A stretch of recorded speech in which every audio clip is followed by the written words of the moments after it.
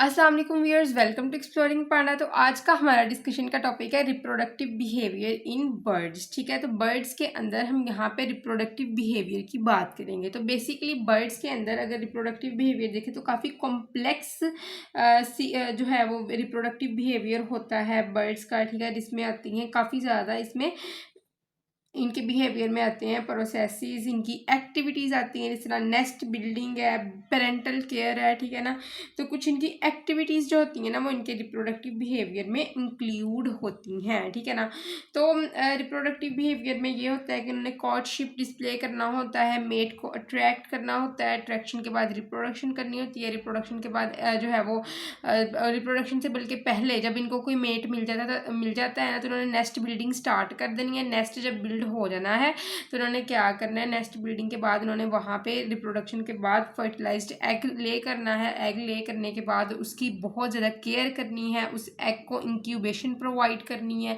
ठीक है, एग को इंक्यूबेट करना है और यंग वन निकलने का इंतज़ार करना है। जब यंग वन निकल आता है एग से तो उस यंग वन को की जो है वो प्रोटेक्शन करनी है इन्होंने।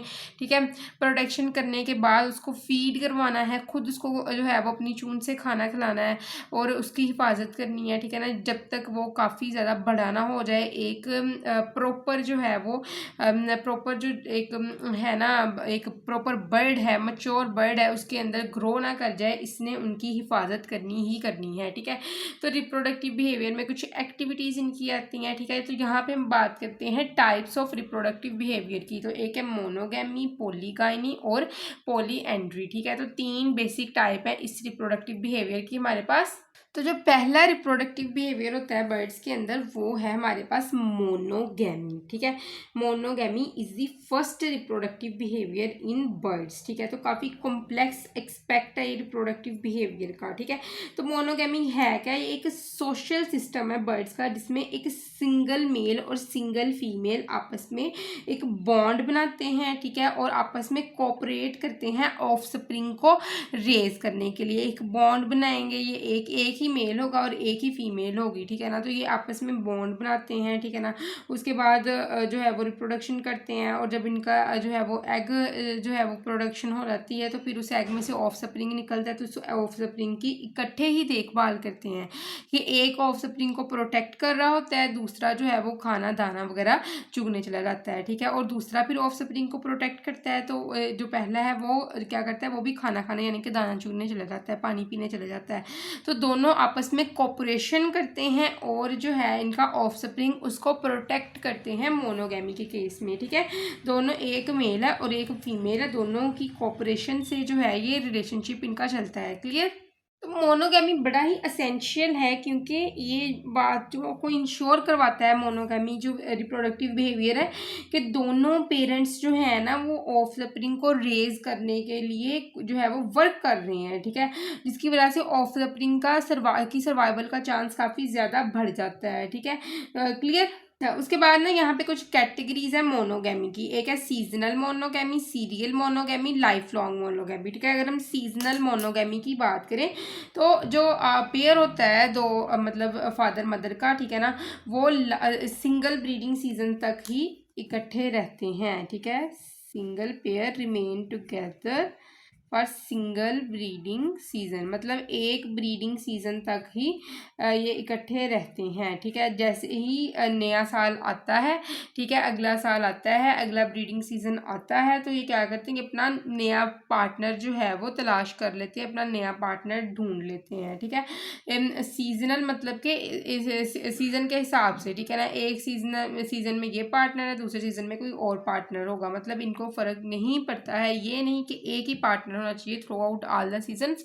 इसमें जो है वो सीजन के मुताबिक जो है इनके पार्टनर्स चेंज होते रहते हैं। ठीक है, तो ये केस सीजनल का आपको देखने को मिलेगा सॉन्ग बर्ड्स में। ठीक है, सॉन्ग बर्ड्स में ये मोस्टली देखने को मिलता है। उसके बाद है यहाँ पे जो सीरियल मोनोगैमी। ठीक है, तो सीरियल जो है वो मोनोगैमी में क्या होता है कि जो पेयर्स होते हैं ये आपस में रहते हैं कुछ सालों के लिए, लेकिन सारी ज़िंदगी के लिए एक का दूसरे के लिए होना ज़रूरी नहीं है। ठीक है, एक जो है वो दूसरे के बगैर गुजारा कर सकता है, मतलब कि एक सीज़न से ज़्यादा ना ये आपस में जो है वो रिप्रोड्यूस करते हैं। ठीक है ना, 1 सीज़न से ज़्यादा ही आपस में क्या करते हैं, इंटरकोर्स करते हैं, ठीक है। उसके बाद आता है थर्ड, वो है life long monogamy. Life long monogamy में क्या होता है कि जब तक जो है वो मेट मर नहीं जाता है तो वो आपस में जो है वो साथ इकट्ठे रहते हैं, ठीक है।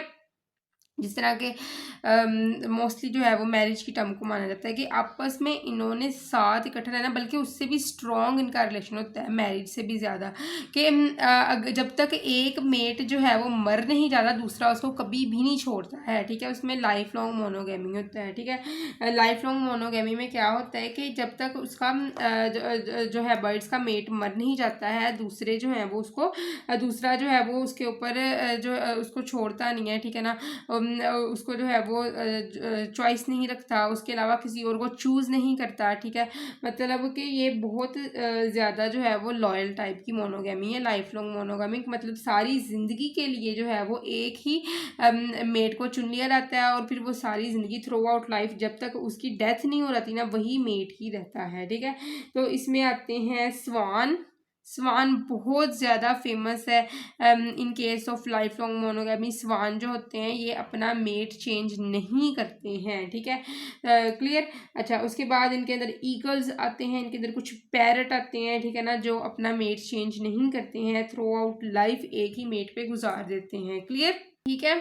तो ऑलमोस्ट जो है वो 90% जो बर्ड्स की स्पीशी है ना, ये मोनोगैमी करेक्टर शो करते हैं। मतलब कि 90% में क्या होता है, मेल फीमेल दोनों ही यंग वन की प्रोटेक्शन करते हैं, जिसकी वजह से यंग वन का जो सर्वाइवल का चांसेस होता है ना, वो काफ़ी ज़्यादा बढ़ जाता है, ठीक है। क्लियर, लगी समझ। उसके बाद कुछ एडवांटेज है मोनोगैमी के, उसमें ये होता है कि जो दोनों पेरेंट्स जो हैं वो नेस्ट बिल्डिंग और यंग वन की केयर में हेल्प कर रहे हैं। एक जो होता है वो एग की प्रोटेक्शन करता है, यानी या फिर एग से अगर बच्चा निकला है बाहर उसको चिक कहते हैं, चिक की प्रोटेक्शन करता है। दूसरा जो है वो खुराक को तलाश करता है, फूड को तलाश करता है। इस तरह ये मिलजुल के जो है वो रह लेते हैं। अच्छा, दूसरा हमारे पास पॉइंट है, दैट इज पॉलीगाइनी, ठीक है। तो पॉलीगाइनी का प्रोसेस देखते हैं हम यहाँ पे बर्ड्स के अंदर। नेक्स्ट है पॉलीगाइनी, ठीक है। तो पॉलीगाइनी एक ऐसा मेटिंग सिस्टम है जिसमें एक मेल जो है वो जो है मेट करता है विथ मल्टीपल फीमेल्स, ठीक है। एक मेल होता है और मल्टीपल फीमेल्स होती हैं, ठीक है, जिनके साथ एक मेल जो है वो ब्रीडिंग सीजन के दौरान जो है वो मेट करता है, ठीक है ना। तो मेल जो होता है ना, इस केस में टिपिकली आमतौर पर जो मेल होगा वो थोड़ी सी पेरेंटल केयर प्रोवाइड करेगा या बिल्कुल पेरेंटल केयर प्रोवाइड नहीं करेगा, ठीक है। केस में क्या होगा कि जो फीमेल होती है ना पॉलीगाइनी के केस में, उसकी ही सारी जिम्मेदारी होती है एग को इंक्यूबेट करने की, यंग वन को जो है वो फीड करवाने की, ठीक है, उसकी प्रोटेक्शन करने की सारी जिम्मेदारी फीमेल की होती है। मेल जो है वो जस्ट रिप्रोडक्शन में इन्वॉल्व होता है, उसके बाद मेल जो होता है वो दूसरी किसी फीमेल को रिप्रोड्यूस करने के लिए चला जाता है, ठीक है। और प्रीवियस वन खुद ही अपनी प्रोटेक्शन करती है, अपने एग्स की प्रोटेक्शन करती है, यंग वन को फीड करवाती है, यंग वन की प्रोटेक्शन करती है, ठीक है। तो male give no care, female give care, ठीक है। इस केस में फीमेल केयर करती है, ठीक है। क्लियर।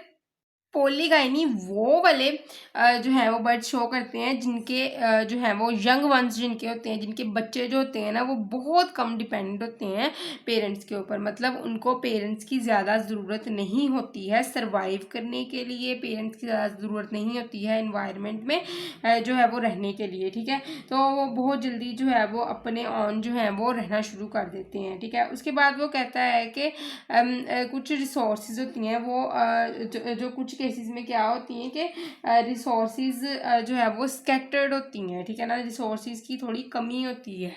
मतलब कि यहाँ पे रिसोर्सेज को वो डोनेट कर रहा है फूड को। These resources are food, nesting site, food हो सकती है, नेस्टिंग साइट हो सकती है, ठीक है। उसके अलावा नेस्टिंग मटीरियल। तो क्या होता है कि कुछ केसेस में food, nesting sites, nesting material ये इवनली जो है वो डिस्ट्रीब्यूट नहीं होते सारे बर्ड्स को, ठीक है ना। किसी के पास ज़्यादा है, किसी के पास है ही नहीं, किसी के पास बहुत लो क्वालिटी, बहुत कम है, ठीक है ना। तो ऐसे एरियाज़ के अंदर ये पॉलीगाइनी देखने को मिलती है, ठीक है, स्कैटर्ड रिसोर्सेज वाले एरियाज़ के अंदर, जहाँ पे ये सारी जो है रिसोर्सेज ये इक्वली प्रेजेंट नहीं होती हैं, ठीक है। तो जो रिसोर्सेज के तो इन रिसोर्सेज को के लिए क्या करती हैं फीमेल जो होती है, ये एक ही मेल जिसके पास ये सारी रिसोर्सेज है उसकी तरफ, उसके इलाके की तरफ भागना शुरू कर देती है, उसकी टेरिटरी की तरफ जाती हैं ताकि इनका जो यंग वन है उसको प्रोटेक्शन तो एटलीस्ट मिल सके, ठीक है। बेशक जो है ये मेल उसकी प्रोटेक्शन नहीं कर रहा है, मेल जो है वो प्रॉपर जो है अपना रोल जो है वो प्ले नहीं कर रहा है उसको रेज करवाने में, लेकिन एटलीस्ट फीमेल के पास एक सेफ साइट होगी, नेस्टिंग साइट होगी, अच्छा मटेरियल होगा बिल्डिंग के लिए, फूड होगा अवेलेबल वहाँ पे, तो दैट्स वाई वो इस पर कॉम्प्रोमाइज़ करती हैं, ठीक है। और एक ही मेल के साथ काफ़ी ज़्यादा फीमेल आके मीटिंग कर लेती हैं, ठीक है, क्लियर। अच्छा, उसके बाद यहाँ पे एक मेल की जो टेरिटरी होगी जिसकी वजह से फीमेल्स इतनी ज़्यादा उसकी तरफ अट्रैक्ट हो रही हैं, वो उस टेरिटरी में कौन कौन सी चीज़ें होती हैं। एक तो फूड अवेलेबिलिटी, एक टेरिटरी रिच जो होती है ना मेल की, वो जिसके साथ ये सारी जाके मेट कर रही होती हैं, मीटिंग इंटरकोर्स कर रही होती हैं, उसकी फूड अवेलेबिलिटी काफ़ी रिच होती है उस टेरिटरी की, उसके अंदर सीड्स होंगे, बेरीज होंगे, ठीक है ना। तो जिसकी वजह से फीमेल को खुद भी फीमेल जो है वो एट ए टाइम वहाँ पे जाके खाना कह दिया मैंने, दाना वगैरह चुग सकती हैं जल्दी से, जिसकी वजह से उनकी एनर्जी जो होती है वो बच जाती है इधर उधर फिर के खुराक ढूंढने में, ठीक है। और उसके अलावा जो होती है नेस्टिंग साइट, अगर हम बात करें नेस्टिंग साइट सेफ होगी, प्रोटेक्टेड प्लेस होगी, ठीक है ना। तो जिसकी वजह से क्या होगा कि एक सेफ प्रोटेक्टिव प्लेस पे जो उनके बच्चे होंगे ना उनको किसी भी किस्म के प्रीडेटर से नुकसान नहीं होगा, दैट्स वाई वो उस प्लेस को सिलेक्ट कर रही हैं, ठीक है। उसके अलावा सेफ्टी फ्रॉम प्रीडेटर, तो एक अच्छी जो टेरिटरी होती है उसके अंदर किसी भी किस्म के प्रीडेटर का रिस्क नहीं होता है। जिस तरह के प्रीडेटर हो सकते हैं जो इनके अंडे खा लेते हैं वो हैं स्नेक्स, मैमल्स भी हो सकते हैं, ठीक है ना, मैमल्स के अंदर हाँ ह्यूमन भी हैं, ठीक है। उसके अलावा कुछ अदर बर्ड्स जो होते हैं वो इनके अंडे खाने की कोशिश करते हैं, तो उनसे बचने के लिए ये ऐसा मेल सेलेक्ट करती हैं जिनकी टेरिटरी बहुत अच्छी होती है, ठीक है, ताकि जो है वो इनको प्रोटेक्शन मिल सके, ठीक है, इनके यंग वन को प्रोटेक्शन मिल सके और इनको प्रॉपर फूड मिल सके, क्लियर। अब हम बात करते हैं लेग्स की, ठीक है, व्हाट इज लेग्स। तो लेग्स पोलीगाइनी के अंदर आपको देखने को मिलेगा, ठीक है ना। इसमें क्या होते हैं, इसमें क्या किया जाता है कि मेल्स जो होते हैं ना वो एक जगह पे इकट्ठे होते हैं, ठीक है, मेल्स काफ़ी ज़्यादा मेल्स एक जगह पे इकट्ठे होते हैं, लेग्स में पोलीगाइनी के प्रोसेस में होता है, ठीक है। और फीमेल जो है वो विजिट करती है उस लेग को और अपने मेट को सेलेक्ट करती है और नेस्ट को फिर लीव कर देती है, ठीक है ना, ताकि अपने यंग को कम्प्लीटली खुद ही क्या करे, उसको प्रोटेक्ट करे और फीड करवा सके, ठीक है।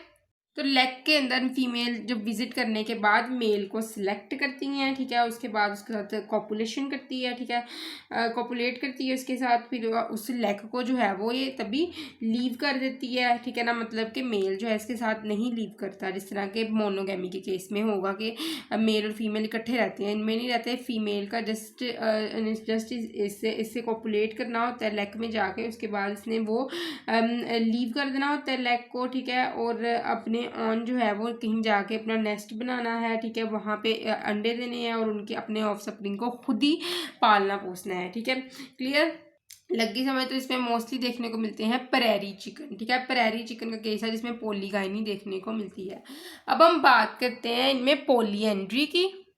अब हम बात करते हैं पॉलीएंड्री के केस की, ठीक है ना। तो पॉलीएंड्री में क्या होता है, एक फीमेल मल्टीपल मेल के साथ इंटरकोर्स करती है, कॉपुलेट करती है, ठीक है।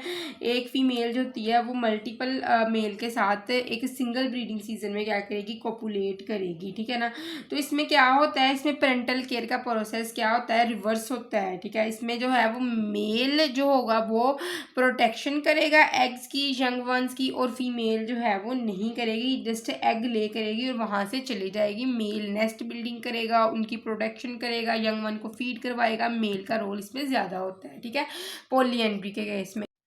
अच्छा, इसमें होता क्या है कि ये वेल स्टडीड फार्म होती है। फीमेल ने क्या करना होता है, इसने जब जो कॉपुलेशन करनी है तो उस नेस्ट के अंदर जो मेल ने बिल्ड किया था उसमें इसने क्या करना है, फीमेल ने वहाँ पे एग ले कर देने हैं, ठीक है, एग ले कर देने हैं हर मेल टेरिटरी के लिए। मेल ने वहाँ पे उन एग्स की प्रोटेक्शन करनी है, ठीक है ना।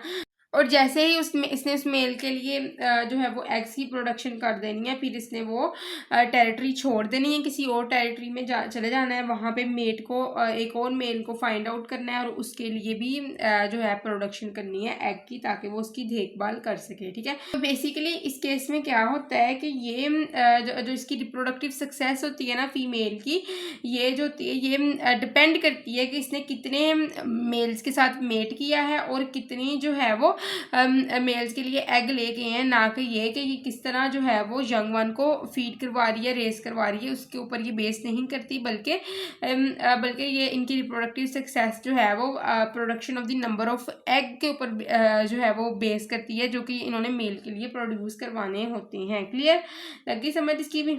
ये जो एग प्रोड्यूस करवा रही होती है ना, ये एक मेल के लिए पॉलीएंड्री के केस में इन एग को नाम दिया जाता है क्लच का।